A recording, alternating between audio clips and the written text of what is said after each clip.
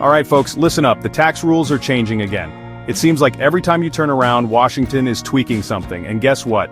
These changes can have a real impact on your money, your family, and your future. So you can't just stick your head in the sand and hope for the best. That's not how winning with money works. You've got to be proactive. You've got to understand what's happening so you can make smart decisions.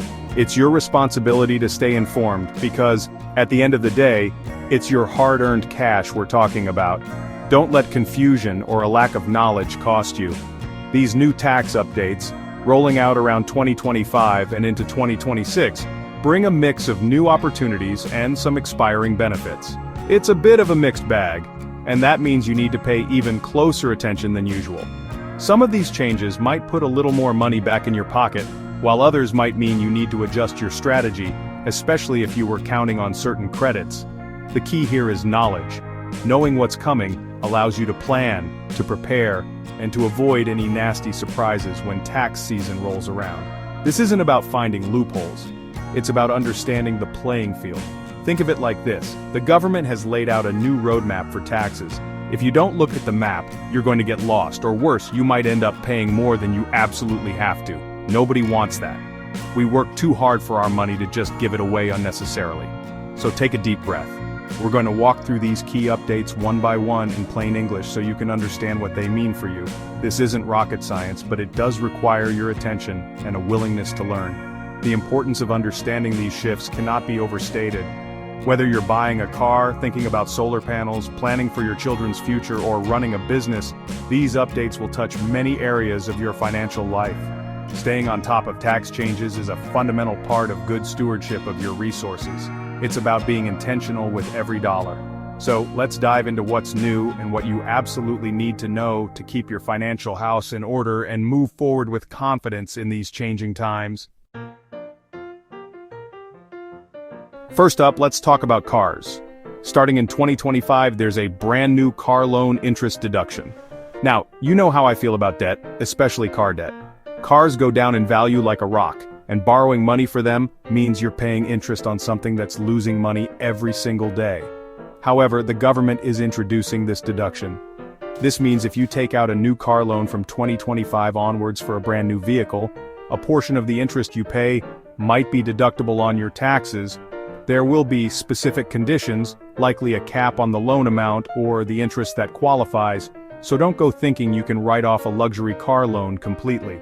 This new car loan interest deduction is something to be aware of, but it doesn't change the fundamental truth about car loans. They're generally not your friend. While a deduction might save you a little bit on your taxes, it's not free money. You're still paying interest, which means you're paying more for the car than its sticker price. The best way to buy a car is still with cash. But, if you find yourself in a situation where a car loan is absolutely unavoidable for a new vehicle purchased in 2025 or later, make sure you understand all the rules for this deduction and factor it into your decision. But don't let it be the reason you take on debt. Now, on the flip side of new benefits, some existing ones are heading out the door. Specifically, the popular electric vehicle EV tax credits and the solar energy tax credits are scheduled to end by 2026. These incentives were put in place to encourage folks to go green, to buy electric cars, or to install solar panels on their homes. Many people have taken advantage of these credits, and they have certainly made those expensive purchases a bit more palatable for some. If you've been on the fence about buying an EV or putting solar on your roof, you need to know this deadline is approaching fast. If an electric vehicle or solar panels truly fit into your long-term financial plan, and you can afford them without going into crazy debt, then the window to get these tax credits is closing. By 2026, they're expected to be gone. This means you have a limited time to make that purchase if you want to claim these credits. Don't rush into a bad financial decision just to chase a tax credit. That's a recipe for disaster. But, if it was already part of your considered plan, be aware of this timeline. Proper planning prevents poor performance, especially when it comes to big-ticket items and tax implications. Let's talk about something new for the little ones. There's a proposal for what's being called a Trump account, though the official name might end up being different. This is a special savings or investment account for children born between 2025 and 2028. Think of it as a starter fund to help give kids a leg up financially. The idea is that these accounts could be used for specific important life expenses down the road, like paying for college, vocational training, or maybe even a down payment on their first home. This is about investing in the next generation. The details are still emerging on how exactly these Trump accounts will work, how much can be contributed, and what the specific tax advantages might be.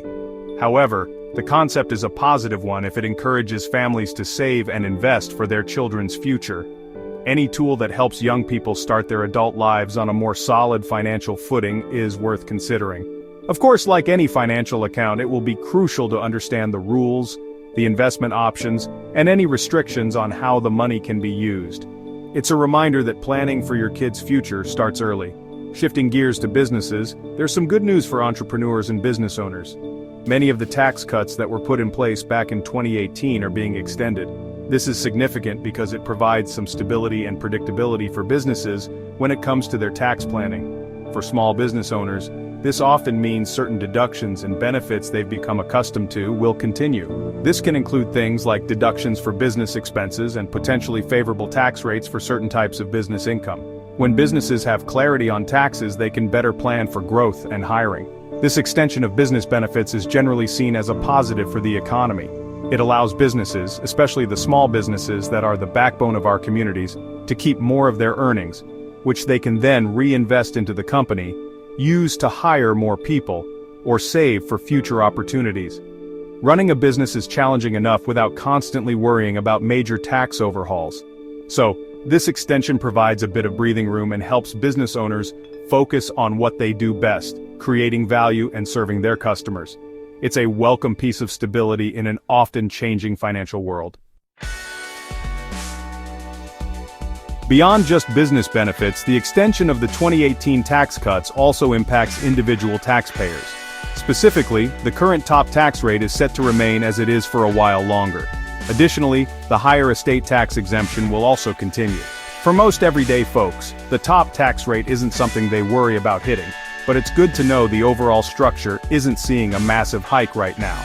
The estate tax exemption primarily affects wealthier families, allowing them to pass on more assets to their heirs without facing hefty taxes.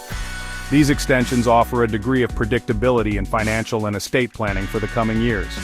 Now let's talk about something that affects almost every single taxpayer: Social Security tax and the standard deduction. The good news is that the Social Security tax rate itself isn't changing, so the percentage taken out of your paycheck for Social Security will stay the same. However, there's a positive adjustment on another front. The standard deduction is increasing. This is great news for many people. A higher standard deduction means that more of your income is shielded from taxes right off the bat, which can lower your overall tax bill. It simplifies things for many filers too. This increase in the standard deduction is a practical benefit. It means you get to keep more of your own money without having to itemize a whole bunch of deductions, unless your itemized deductions are significantly higher than the new standard amount. For most Americans, taking the standard deduction is the simplest and most beneficial route. So, an increase here is a direct win, putting more dollars back into the pockets of hardworking families. It's a straightforward way the tax system is giving a little bit back, and that's always welcome. So, what's the bottom line with all these changes? It's simple. You need to stay updated, and you absolutely need to consult with a tax professional. Seriously, folks, tax laws are complicated, and these updates are just a snapshot. A good tax pro, someone like a SmartVestor Pro who has the heart of a teacher, can help you navigate these changes, understand how they specifically apply to your situation, and make sure you're making the smartest financial decisions. Don't try to wing it when it comes to your taxes. Get professional advice. It's an investment that can save you a lot of money and headaches in the long run.